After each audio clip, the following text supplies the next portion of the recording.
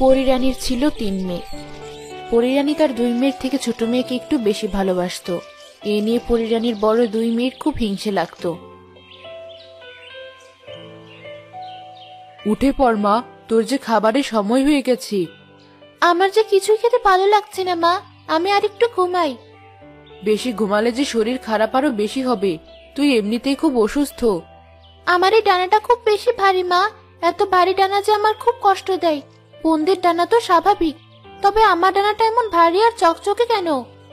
তোর ডানাটা বেশি ভালো বলেই তো মা তোকে বেশি আদর করে। না মা, বিষয়টা তেমন না। তোরা আমার সন্তান, তোরা সবাই আমার কাছে সমান। ছোট পরি খুব বুদ্ধিমতী আর সহজ সরল। এ রাজ্যের দায়িত্ব ভবিষ্যৎ ছোট পরির, তাই ওকে সবকিছু বুঝিয়ে দিতে আমার কাছে কাছেই রাখতে হয়। কেন মা, আমরা ওর থেকে তো বড়, তাহলে রাজ্যের দায়িত্ব ওকে কেন দেবে?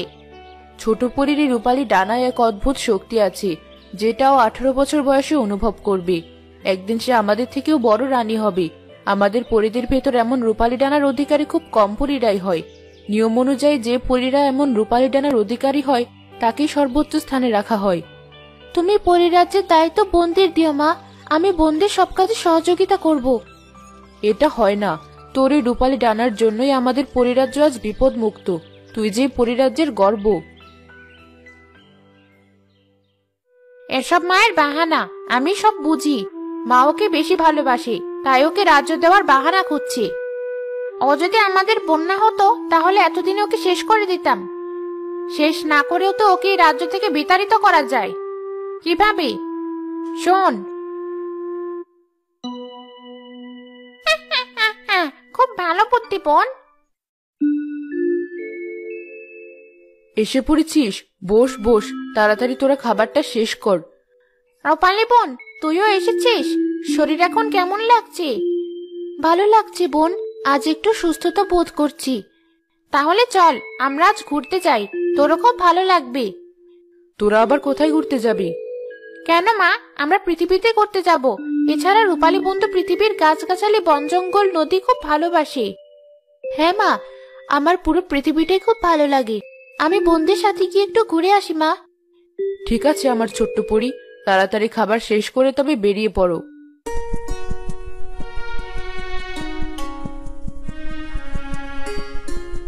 রূপালী বোন, চল আমরা এই জঙ্গলের ভেতরে নামি। দেখ, পাশে একটা বড় নদীও আছে। চল বোন, আমরা আগে নদীর ধারে নামি, ওখান থেকে ঘুরে জঙ্গলের রাস্তাটা ধরবো। তারা 3 বোন নদীর ধারে নেমে বেশ কিছু সময় ঘোরাঘুরি করলো। এরপর তারা জঙ্গলের রাস্তা ধরলো। বাহ, রাস্তাটা কিন্তু বেশ। দেখ বোন, চারপাশে কত গাছ পাখি। হ্যাঁ, বেশ সুন্দর। আমারও পৃথিবী খুব ভালো লাগে। পরিরাজ্য থেকে পৃথিবীর হাওয়াটাই যেন মনটা ছুঁয়ে দেয়। ঠিক বলেছিস বোন, আমরা যদি মানুষ হতাম তাহলে খুব ভালো লাগতো। রূপালী, ভালোভাবে ঘুরে ঘুরে দেখ, পরের বার কিন্তু অনেক দেরি করে পৃথিবীতে আসবো। তারা 3 বোন মনের আনন্দে জঙ্গলের ভেতর ঘুরতে লাগলো। এদিকে জঙ্গলের পাশে ছিল এক ছোট্ট গ্রাম। ওই গ্রামে সুজন নামের এক ছেলে তার বাবা ও সৎ মায়ের সাথে বসবাস করত। সেই সকাল থেকে দেখছি একা একা কাঠ কেটেই চলেছ। তা তোমার সেই গুণধর ছেলেটি কোথায়? তাকে ডাকো একবার। আহা গিন্নি, ছেলেটা কাল সারাদিন কাজ করে এসেছে, মাত্র তো সকাল হলো। ওকে একটু ঘুমাতে দাও, দেখবে একটু পরও নিজে থেকেই উঠে আসবে।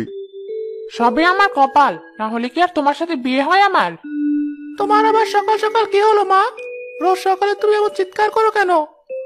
ওই যে তোমার গুণবান ছেলে বেরিয়ে এসেছে, ওকে একটু কাজকর্ম কিছু শেখাও, শুধু বড়টাকে নিয়ে টানাটানি করো। আমার ছেলেটা এখনো কত ছোট, আর তুমি কিনা বলছো কাজের কথা? তোমার এই ছেলে আর বড় হবে না, ও সারা জীবনই ছোট থেকে যাবে। আমার ছেলেটার ভালো তো তোমার সহ্য হয় না, এটি আমি বুঝি না। সকাল সকাল আবার তোমাদের কি হলো? মা, আমাকে আগে কটা খাবার দাও, কাজে যেতে হবে তো, তারপরই না হয় তোমরা ঝগড়া করো। ওই দেখো খাবার, খাবার কটা খেয়ে আমাকে উদ্ধার করো। যাক বাবা, আমি আবার কি করলাম? সুজন জঙ্গলে কাঠ কেটে তা হাটে বিক্রি করত। সে খাবার শেষ করে কুড়াল নিয়ে জঙ্গলের উদ্দেশ্যে বেরিয়ে গেল। কপাল সুজন, কপাল, তোর কপাল খারাপ না হলে কি আর এত তাড়াতাড়ি মাকে হারাস? যা আছে কপালে তাই হবে। এই তো জঙ্গলের ভেতরে চলে এসেছি। কাল এক গাছ দেখে এসেছিলাম, আজ সেই গাছটাই কাটবো। এদিকে 3 পরে সারা জঙ্গল ঘুরে ঘুরে খুব আনন্দ করলো। হঠাৎ এক গাছের ডালে রূপালী পরী রূপার ডানাটি আটকে গেল। বোন, আমার ডানা তো আটকে গেল, এবার কি হবে? আমি তো কিছুতেই ছাড়াতে পারছি না। হঠাৎ কিভাবে আটকালি? এবার কিভাবে ছাড়াবো তোকে? আমার ডানাতে খুব ব্যথা লাগছে, আমার কোনো জাদুও কাজ করছে না, এবার কি করব? জোরে টান দে বোন, দেখবি ছাড়িয়ে যাবে। তোর শক্তির সাথে আবার এই গাছ কিছু নাকি? না, তুই একটু ধৈর্য ধর। মেজো, তুই আর আমিও দুটো ডানা ধরে টান দেই, দেখবি ছাড়িয়ে যাবে। তারা 2 বোন রূপালী পরী রূপার পালক ধরে জোরে টান দিতেই রূপার ডানাটি তার পেট থেকে ভেঙে গেল।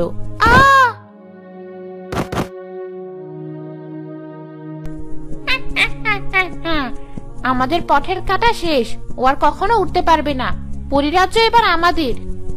আমাদের পরিকল্পনা সার্থক হয়েছে। ভাগ্যিস আমাদের পরিদাসীকে দিয়ে আগে থেকে জাদুর ফাঁদ পেতে রেখেছিলাম, যার কারণে ওর কোনো জাদুও কাজ করেনি। চল, এবার এখানে থাকা ঠিক হবে না। মাকে গিয়ে বলবো তার ডানাটি গাছের ডালে আটকে ভেঙে গেছে, যার কারণে সে আর আমাদের সাথে আসতে পারেনি।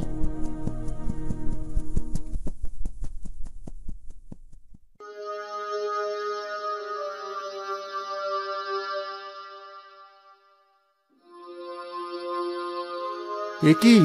এ তো পরী, কিন্তু এর ডানা এভাবে ভাঙলো কে? আহারে, ব্যথায় মনে হয় পরীটা জ্ঞান হারিয়েছে। এই যে শুনছো, না, এভাবে কাজ হবে না, মুখে একটু পানির ছিটা দিতে হবে। আমি কোথায়? তুমি জঙ্গলে। আমি জঙ্গলে কি করছি? আমার বাড়ি কোথায়? আমি কি? কেন, তোমার কি কিছুই মনে নেই? না, আমার তো কিছুই মনে পড়ছে না। আমি জঙ্গলে কি করছি? তা তো আমি সঠিক জানি না। তুমি জানো না?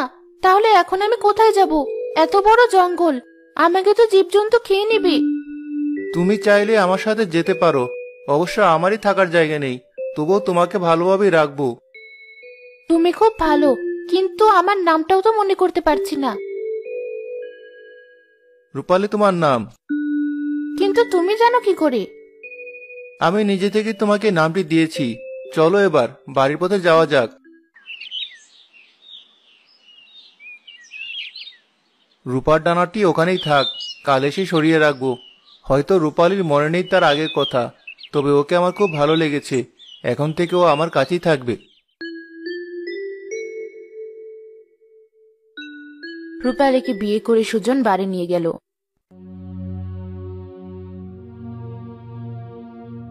এ কি? কাকে সাথে করে এনেছিস? মা, ও রূপালী আমার বউ, আমরা আজই বিয়ে করেছি। দেখো তোমার ছেলে কি কাণ্ড করেছে, নিজে খেতে পারে না, সাথে করে বউ ধরে এনেছে। খারাপ কি করেছি? বিয়েই তো করেছি। বউকে ঘরে তোলো। যেমন ছেলেটা তেমন বাপ, ওসব আমার বাড়িতে কোনো জায়গা হবে না। পথ খোলা আছে, সোজা বিদায় হোক বাড়ি থেকে। সে কি মা, নতুন বিয়ে করেছি, বউকে নিয়ে কোথায় যাব? সেটা আমি কি জানি। আচ্ছা ঠিক আছে, বাড়িতে যখন থাকতে দেবে না তখন আর কি করা। চলো বউ, আমরা অন্য কোথাও থাকি। কোথায় যাবে? এত বড় পৃথিবী, আমাদের কি আর থাকার জায়গার অভাব হবে? চলো, কোথাও না কোথাও জায়গা ঠিক হয়ে যাবে। সুজন রূপালীকে নিয়ে বাড়ি থেকে বেরিয়ে এলো। তারা কোথাও জায়গা না পেয়ে জঙ্গলের পাশেই এক কুঁড়েঘর বাঁধল।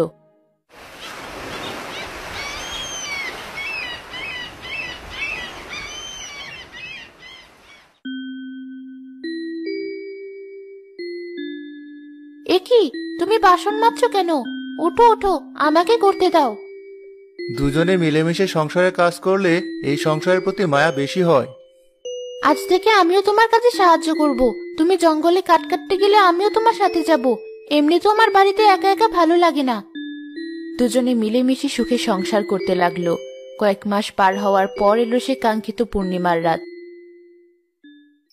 রূপালীর সেদিন 18 বছর পূর্ণ হলো। আমি তো রূপালী পরী, আমার রাজ্য তো আকাশী। মা, আমি আসছি। যেও না রূপালী, দাঁড়াও। রূপালী, শোনো আমার কথা। আমার অনেক কাজ বাকি আছে। যদি বেঁচে থাকি তবে আবারও দেখা হবে তোমার সাথে। সব থেকে ভালো হতো সেদিন যদি ডানাটি নষ্ট করে ফেলতাম, তাহলে রূপালী সারা জীবন আমার কাছে থাকতো।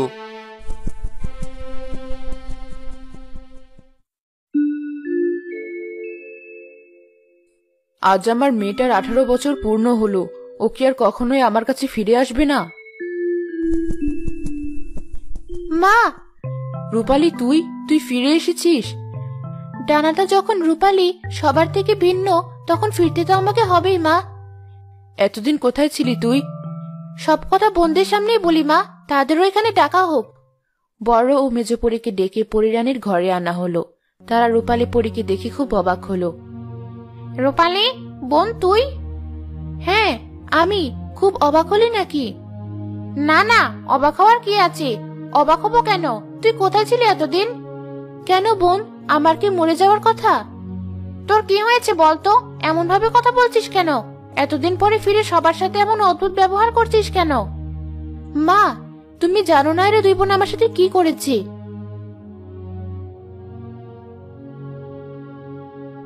এবার তুমি বলো মা, এদের সাথে আমি কেমন ব্যবহার করব?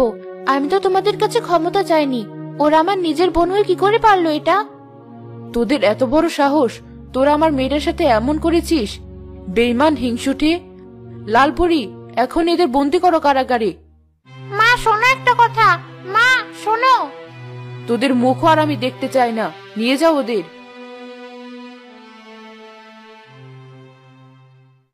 মা রূপালী, তুই যে ফিরে এসেছিস আমি খুব খুশি হয়েছি। তুই হারিয়ে যাওয়ার পর থেকে কতদিন যে ঘুমানি তার কোনো হিসাব নেই। মা, আমার কিছুই মনে ছিল না। পৃথিবীর এক মানুষের সাথে আমার বিয়ে হয়েছে। আমার পিঠে আজ রূপালী ডানা আসার পরেই তোমাদের সব কথা মনে পড়েছে। কি বলছিস? তোর বিয়ে হয়েছে? হ্যাঁ মা, আমাকে পৃথিবীতে ফিরে যেতে হবে। যার সাথে আমার বিয়ে হয়েছে সে মানুষটি খুবই ভালো। ওকে আমি ঠকাতে পারবো না মা। তোকে পেয়েও যে আবারও হারাতে হবে এটা আমি কখনো বুঝতে পারিনি। বাধা দিব না তোকে। তোর এই রূপালী ডানা দিয়ে পৃথিবীতে একটা প্রাসাদ বানাস, তাহলে সেখানে আমিও যেতে পারবো। ভেবেছিলাম ডানাটাই নষ্ট করে ফেলবো। না না, তুই ডানাটি নষ্ট করিস না, তাহলে যে তোর স্মৃতি আবারও মুছে যাবে। আমাদের কথা তোর কিছুই মনে থাকবে না, কিন্তু এটা যদি তুই প্রাসাদ বানিয়ে ব্যবহার করিস তোর সবকিছু মনে থাকবে। বেশ মা, আমি রূপালী পালক দিয়ে একটা রূপার প্রাসাদ বানাবো। রূপালী তার মায়ের থেকে বিদায় নিয়ে বাড়িতে এসে দেখলো সুজন খুব মন খারাপ করে বারান্দায় বসে আছে। এভাবে মুখ গুমরা করে বসে আছো কেন? তুমি এসেছো? তুমি চলে যাওয়ার পর আমার দম যেন বন্ধ হয়ে আসছিল। এজন্যই তো আর যাবো না। এখন থেকে সারা জীবন তোমার সাথেই থাকবো। সত্যি বলছো? তুমি আর আমাকে রেখে যাবে না? হ্যাঁ, আমি সত্যি বলছি। আমি আর তোমাকে রেখে কোথাও যাব না। এই দেখো, আমার ডানা খুলে ফেলছি। রূপালী ডানা, এখানে একটা রূপার প্রাসাদে পরিণত হয়ে যাও।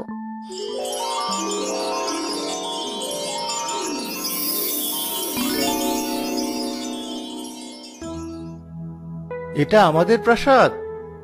হ্যাঁ, আজ থেকে এটা আমাদের প্রাসাদ। আমরা এখন থেকে এখানেই থাকবো। এর ভেতরে সবকিছুই পাওয়া যাবে। তোমাকে কষ্ট করে এখন থেকে আর কাট কাটতে হবে না।